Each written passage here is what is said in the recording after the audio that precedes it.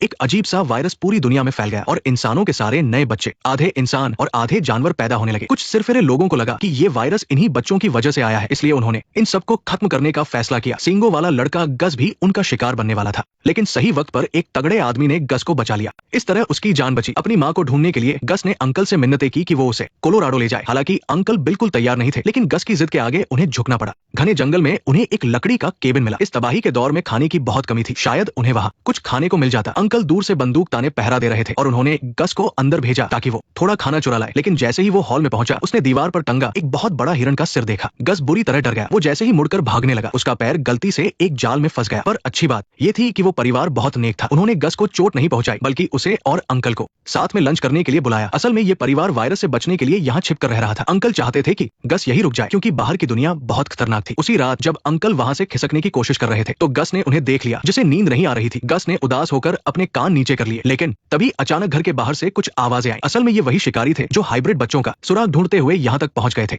गस तुरंत दौड़कर एक कोने में छिप गया। हालांकि अंकल बहुत ताकतवर थे, लेकिन उनके पास शिकारियों से निपटने के लिए सिर्फ 2 गोलियां बची थी, जो बिल्कुल भी काफी नहीं थी। तभी उनकी नजर पास रखे जानवरों वाले जाल पर पड़ी और उनके दिमाग में एक कमाल का आइडिया आया। हमें कोई परवाह नहीं तुम्हारी या तुम्हारे परिवार की, लेकिन हमें पक्का शक है कि तुम जानवरों का शिकार कर रहे हो। शिकारी ने दरवाजे पर जोर से चिल्लाकर कहा। उसने कहा कि अगर वो सींगों वाले लड़के को उनके हवाले कर दें तो वो तुरंत वहां से चले जाएंगे। उसने तो उल्टी गिनती भी शुरू कर दी। तभी अंकल ने अचानक बाहर आकर उन पर धावा बोल दिया और वो लोग चौंक गए। बिजली कड़कने के बीच अंकल किसी यमराज की तरह लग रहे थे और शिकारियों के साथ उनकी आर पार की जंग शुरू हो गई। तभी गस ने देखा कि एक शिकारी पिछले दरवाजे से चुपके से घर में घुस आया है। अगर शिकारी ने उसे पकड़ लिया तो उसका मरना तय था। गस ने मौका देखकर पीछे से उस पर हमला कर दिया, लेकिन एक छोटी सी गुलेल से उसे कोई खास चोट नहीं पहुंची। शिकारी बंदूक तानकर गोली चलाने ही वाला था कि अचानक उसे गस के पीछे एक बहुत बड़ा जानवर दिखाई दिया। जैसे ही शिकारी का ध्यान भटका, अंकल पीछे से आ गए और गस बाल बाल बच गया। वो बड़ा जानवर भी चुपचाप पीछे हट गया। ऐसा लग रहा था मानो गस के अंदर कोई जादुई ताकत छिपी है। चूंकि शिकारियों को इस जगह का पता चल चुका था, इसलिए अगली सुबह अंकल को गस के साथ आगे का सफर शुरू करना पड़ा। उन्होंने तय किया कि वो उसे कोलोराडो जाने वाली ट्रेन में बैठा देंगे। गस की पहचान छिपाने के लिए अंकल ने उसके सिर पर पहनने के लिए एक टोपी जैसी चीज बनाई, ताकि वो आम इंसान जैसा लगे। सब कुछ ठीक चल रहा था, लेकिन ट्रेन में चढ़ते वक्त गस को अचानक सैनिकों के बक्सों में से वो दवाइयों की महक आ गई जो अंकल को चाहिए थी।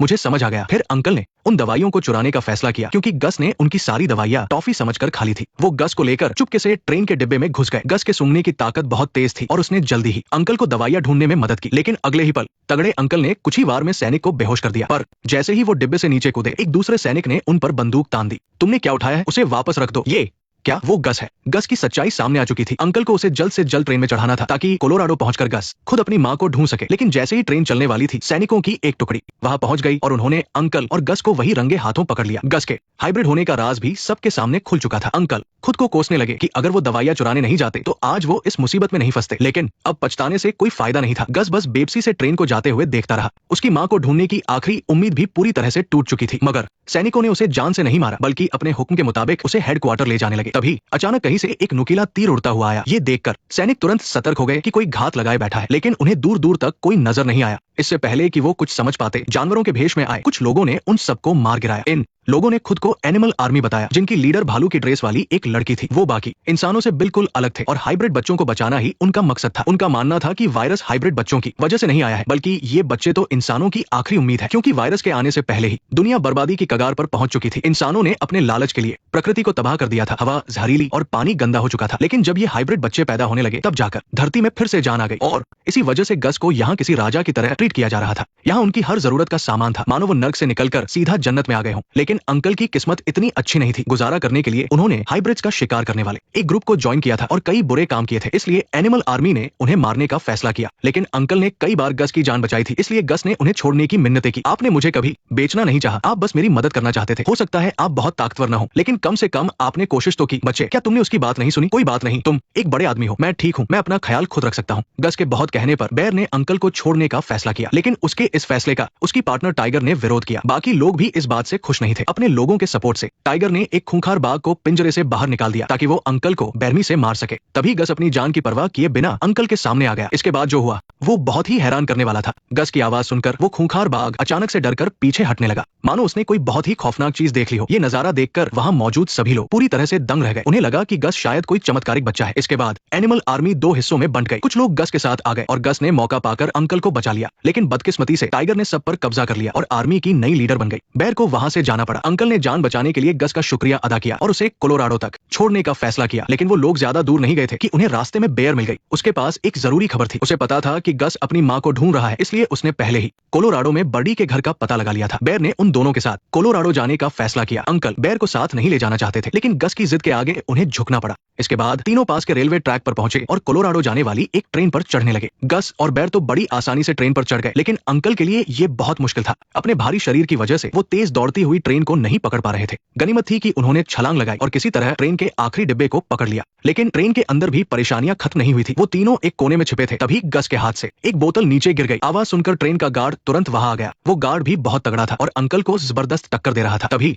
अंकल को एहसास हुआ कि वो गार्ड कोई और नहीं बल्कि उनका एक पुराना दोस्त है। वो दोनों एक ही रग्बी टीम में खेलते थे। उन्होंने कभी सपने में भी नहीं सोचा था कि वो ऐसे मिलेंगे। तभी सैनिकों की एक टुकड़ी वहां आ गई और उन्होंने वांटेड लिस्ट वाले अंकल को तुरंत पहचान लिया। वो तीनों तुरंत वहां से भागने लगे। गार्ड ने पूरी ताकत से दरवाजे को बंद कर दिया ताकि अंकल को भागने का मौका मिल सके। अंकल ने अतीत में उसकी बहुत मदद की थी और आज उसका कर्ज चुकाने का वक्त आ गया था। जल्दी से अलविदा कहने के बाद तीनों चलती ट्रेन से कूद गए। उधर सैनिकों ने गार्ड को बुरी तरह पीटना शुरू कर दिया। उसका अंजाम क्या हुआ होगा ये समझना मुश्किल नहीं है। कुछ दिनों बाद तीनों आखिरकार कोलोराडो पहुंच गए, लेकिन जब वो बेयर के बताए हुए पते पर पहुंचे तो दरवाजा गस की मां ने नहीं बल्कि उनकी एक कोवर्कर ने खोला। गस की मां किसी जरूरी काम से कई साल पहले ही वहां से जा चुकी थी, लेकिन जाने से पहले उन्होंने गस के लिए कुछ दस्तावेज छोड़े थे। उन दस्तावेजों को देखकर ही गस को ये कड़वा सच पता चला कि वो कोई नॉर्मल बच्चा नहीं है, बल्कि उसे लैब में जेनेटिक्स की मदद से बनाया गया है। दरअसल गस की मां बर्डी एक साइंटिस्ट थी। उनकी टीम को आर्कटिक में एक खास तरह का माइक्रोब मिला था। इसके बाद कैंसर का इलाज ढूंढने के लिए उन्होंने कई एक्सपेरिमेंट किए और सालों की कड़ी मेहनत के बाद उन्होंने दुनिया का पहला हाइब्रिड तैयार किया जो कि गस था। लेकिन इसके कुछ ही समय बाद सेना ने अचानक उनके लैब पर हमला कर दिया ताकि वो उस रिसर्च पर कब्जा कर सके। बर्डी को सेना के इरादे ठीक नहीं लग रहे थे और वो गस को अपने बच्चे की तरह